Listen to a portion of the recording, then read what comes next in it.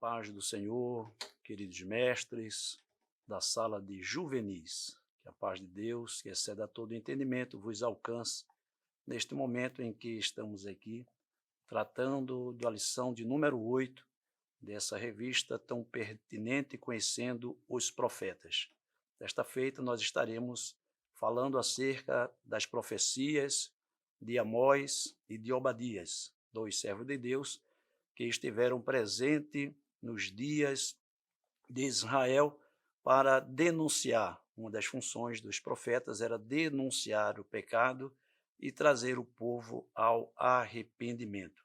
Então, nós temos nessa lição de número 8 como tema Amós e Obadias.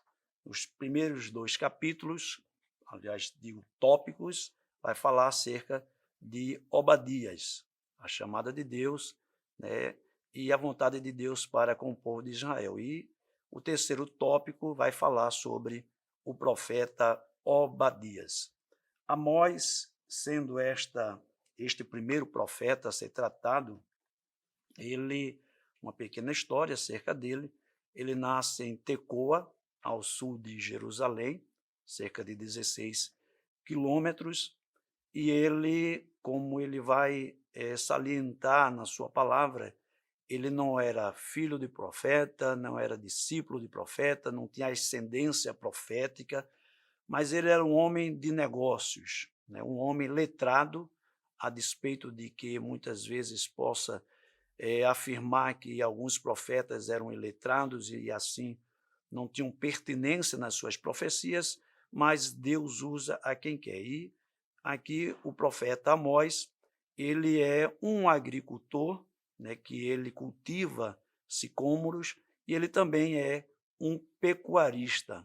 Ele estava no ramo da pecuária. Então, o profeta, ele sai da sua localidade e vai até Betel e começa a denunciar os pecados de Israel, que é o foco da pregação de Amós, está voltado para o reino do norte, mais especificamente para Samaria. E isso se vê no primeiro capítulo, no versículo 1. Então, a profecia de Amós era uma denúncia contra os desvios espirituais do povo de Israel, desde os seus reis, os seus príncipes, até a base menor, que era o povo, né? O povo que eram os seus súditos.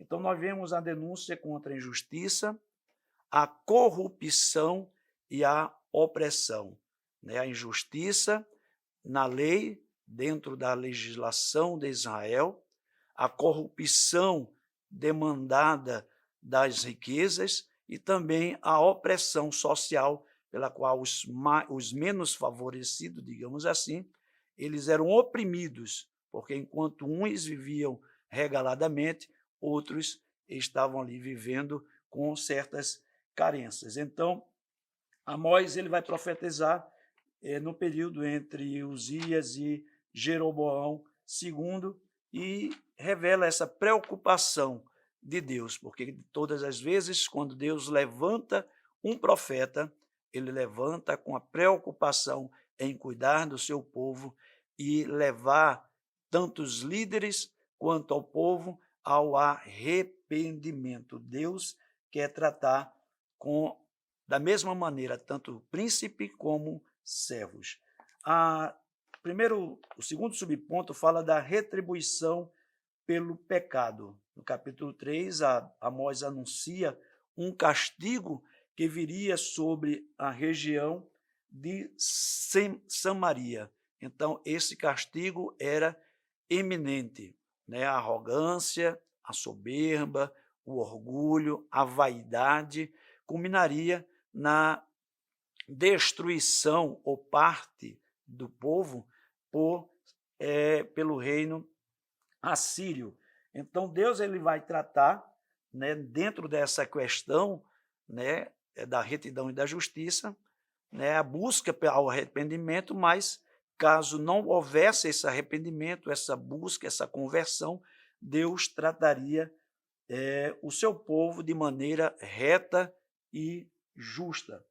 No capítulo 4, ele vai apontar a depravação de Israel, né? Ele trata, Deus falando, quando ele chama o povo de vacas de Baçã, ele fala muito sobre a idolatria, né, cultual, né, prostituição cultural, digo, a prevaricação do direito, né, e essa vida regalada que Israel vivia. Então, a justiça de Deus ele é contra a arrogância e contra essa injustiça que era praticada em todo o reino. Israel se situava dentro de uma condição inatingível para eles, ninguém o alcançava porque ele podia comprar ajudas, né? Ele poderia comprar ajuda para que o seu reino fosse bem protegido, né? Ele poderia pagar bem,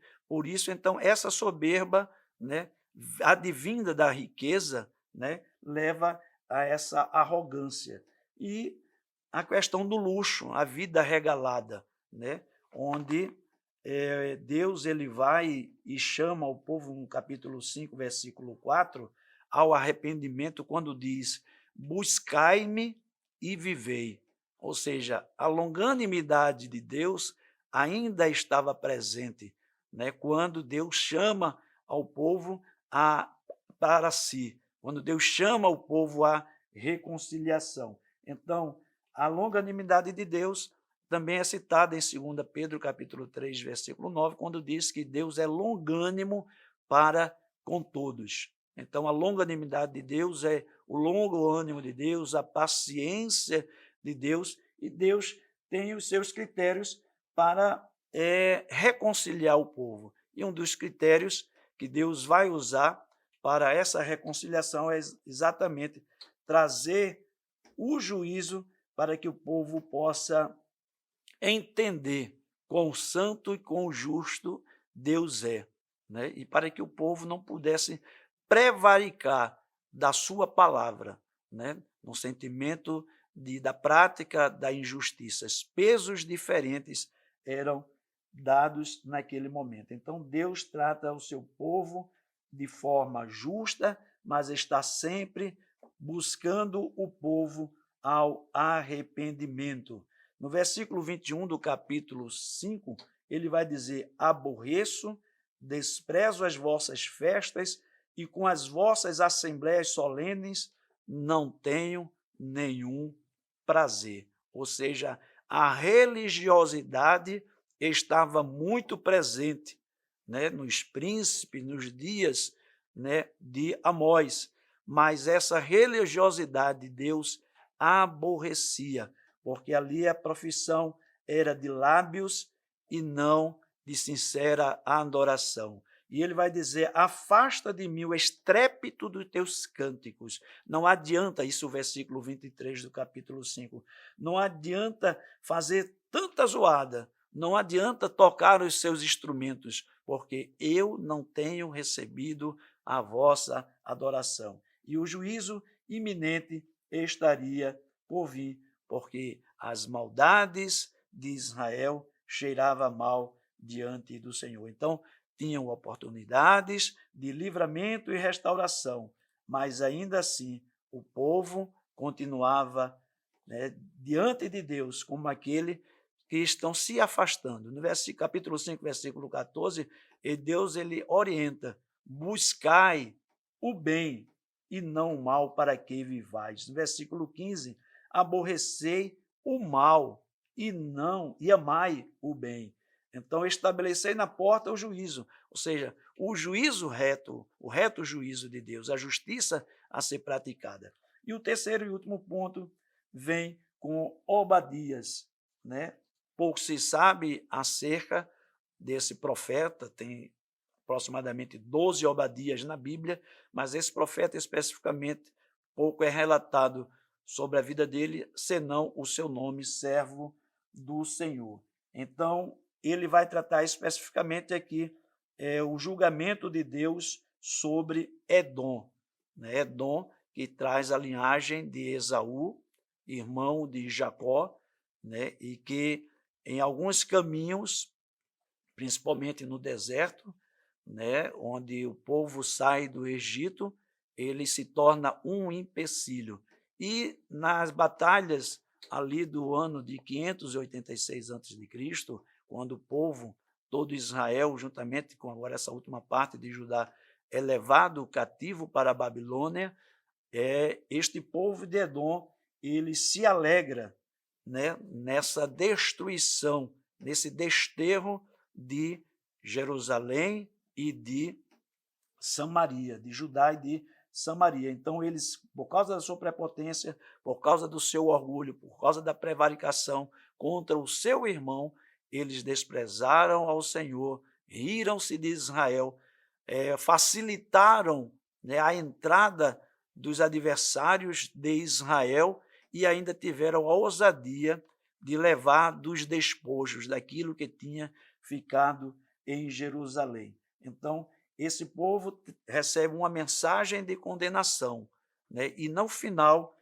a palavra de Deus vai dizer que essa medida de Edom vai ser julgada com justiça. E é interessante que a parte final do livro de Obadias, ele vai demonstrar o seguinte: no versículo 15, porque é capítulo único esse livro, porque o dia do Senhor está prestes a vir sobre todas as nações, como tu fizestes. Veja aí a denúncia de Deus. Assim se fará contigo, o teu mal feito tornará sobre a tua cabeça. E os versículos 19 e 20 vai falar da restauração de Israel.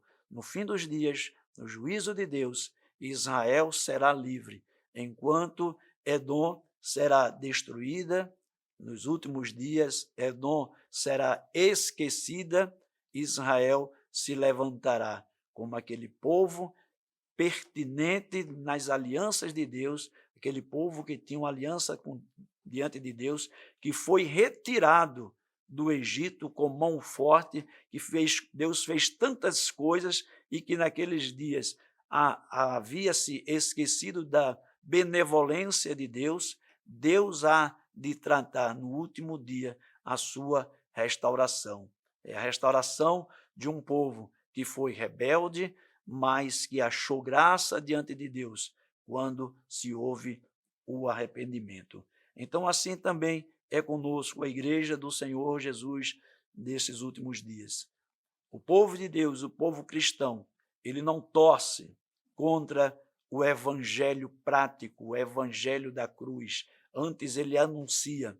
O povo cristão, o povo de Deus, ele não é soberbo, não é arrogante, nem se alegra após denunciar o pecado, ver a queda do pecador. Antes, ele roga pelas suas misericórdias, porque Deus, no profeta Oséias, capítulo 6, versículo 6, diz que ele quer misericórdia. É disso que Deus se agrada. O povo cristão, ele faz a diferença. Como Israel não fez a diferença na antiga aliança e não se deixou prescrever os ditos de Israel, de Deus, para que o mundo fosse alcançado, a igreja hoje tem que fazer isso. Mas a igreja tem que ter uma consciência, né? O bem que nós fazemos é uma retribuição, muitas vezes, ao mal que recebemos. Então, não estamos mais na antiga aliança, mas estamos na nova aliança, na aliança de restauração, uma aliança que vai agregar pessoas e nações. Então, esta palavra nesta hora, para que a gente possa compreender, a partir dos exemplos de Israel, sermos ousados no Senhor, para denunciarmos o pecado, mas o denunciarmos segundo a ética precedente do cristianismo. Que Deus abençoe aos amados mestres, que tenham alcançado um bom entendimento dentro da lição proposta e que sigam avante, estudando os profetas da Bíblia Sagrada. Que Deus em Cristo vos abençoe. Que o conhecimento é capaz de mudar a vida de quem lê, a gente já sabe. E que livro você pode comprar em qualquer livraria. Mas nós transformamos 100% do nosso lucro em mudança de vidas, através da ação social, evangelismo e missões. Ao adquirir qualquer um de nossos produtos, seja presencial ou à distância, você está investindo em alguém. Na próxima vez que você for comprar livros ou artigos evangélicos, não vá em qualquer lugar. Vá na Livraria Arca Missionária. Uma nova história começa quando você compra aqui.